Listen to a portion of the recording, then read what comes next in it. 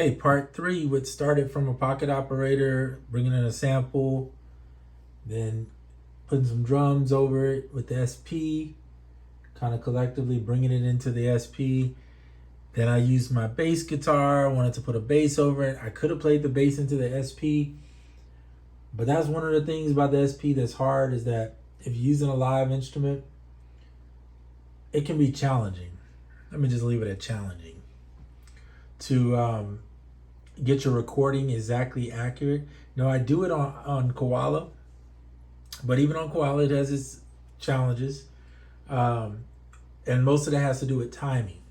That's why I use Ableton a lot when it comes to stuff, because I love, like, if I start just a little late or a little whatever, I can always adjust it on the audio much easier than anything else there is to do.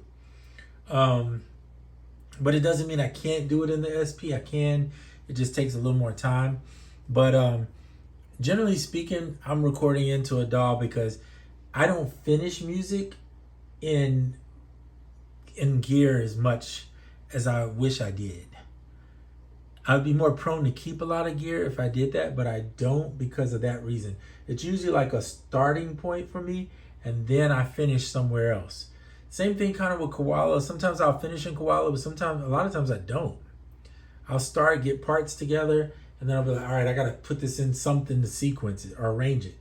And so that's where Ableton comes in for me. However, this can be done on iOS. This is not, you can even do this in Koala if you want to. You can build your parts somewhere else, start them somewhere, and then bring it to Koala.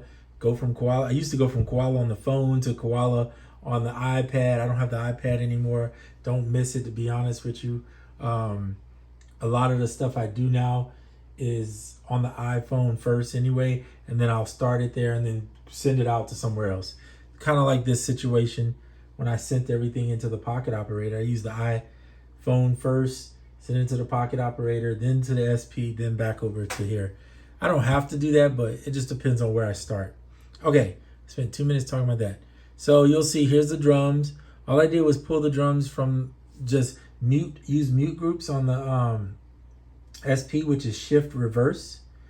So you'll pull it up, you'll shift reverse, mute parts out. So I'll mute everything out except for maybe the kick, or everything except for the snare, or everything with the hats. And I'll go through that process till I finish them. And it's really quick in Ableton because Ableton's time stretching thing is warping, but it does it really well on getting everything where it needs to be on the beat. So I can be off and I can find a way to fix it. It's so easy in Ableton. It's one of the reasons why I love it. All right. By the way, Ableton has a free light version, which has 8 tracks. Don't be afraid to use them. It's free. And I think if you have Koala, you can get it from there. Get the light version if you have a computer. And the cool thing about Ableton is it works on Mac as well as PC. So you don't have to have a Mac to use it. All right. Where was I? So yeah, so I recorded each part in. You'll see here's the crash, even though it says perk. Here's the sample. And then I added in a bass line. So it sounds like this.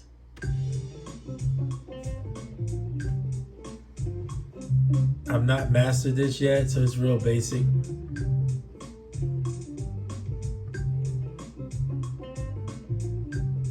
So usually on my master track, you might see a sketch.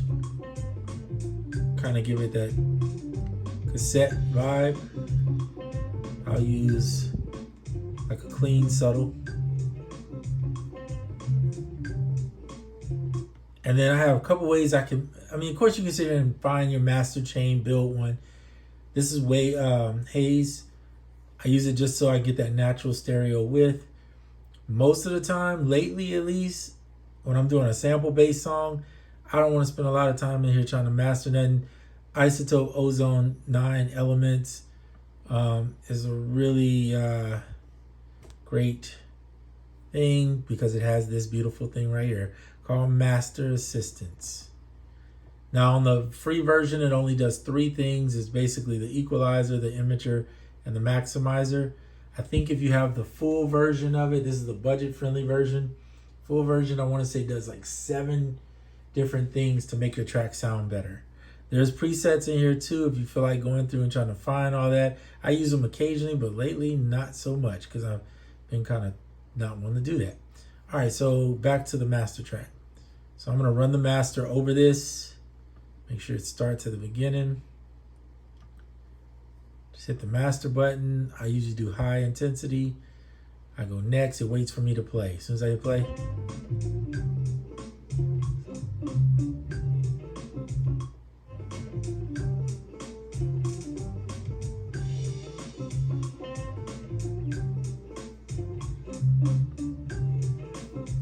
Pretty good. Sometimes it'll be ridiculously loud and I'll have to pull it down. This one didn't do as loud as I thought it was going to be.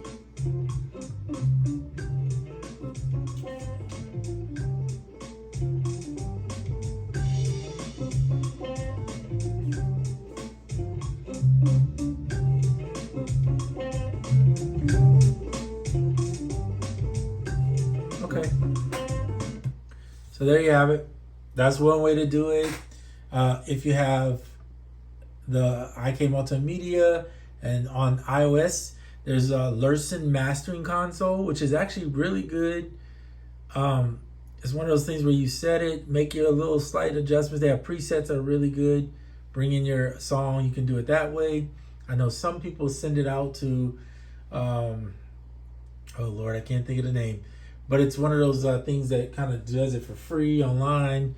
You can use that if you don't have a DAW that has have any of these plugins or a DAW or whatever. The other option that you can do in IK Multimedia, if you have the T-Racks or whatever, is they offer a suite and they have some cool stuff in there. So many ways, or just build your own. I'll tell you another cool app too for getting your sounds to sound a little bit better. And I used to use this a lot. I actually may try it here. Let's take out that one. It's under Tone Boosters. I talked about it on the last video. Tone Boosters Bit Juggler, which is really cool. But also Tone Boosters Barricade, which is a compressor / limiter. So you'll see all the presets. I honestly just use the presets. So throw in, there's one called Loud Master. There it is. It'll start at 6 dB. If that's too loud for you and you think it's like clipping or it's just ridiculous, then just go ahead and just turn that down. So see how good that sounds already? Just all I did was put it on that one preset.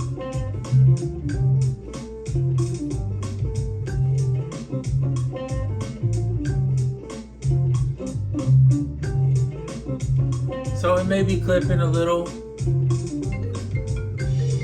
Uh-oh, getting a phone call, so I will have to take that. I'll get that in a second. Put it around, drop it back just a little bit.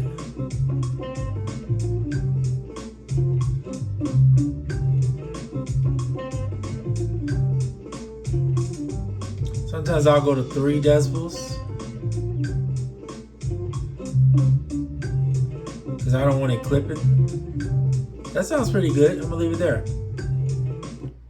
Okay, so cool. That's one way to do it. So I just wanted to show this video. You can keep your mastering super simple. This person is asking me questions so much. Keep your mastering super simple, or you can get real detailed depending on your skill level, where you're at, where you want to be at. Personally, I do both. It just depends on how much time I want to invest in a track.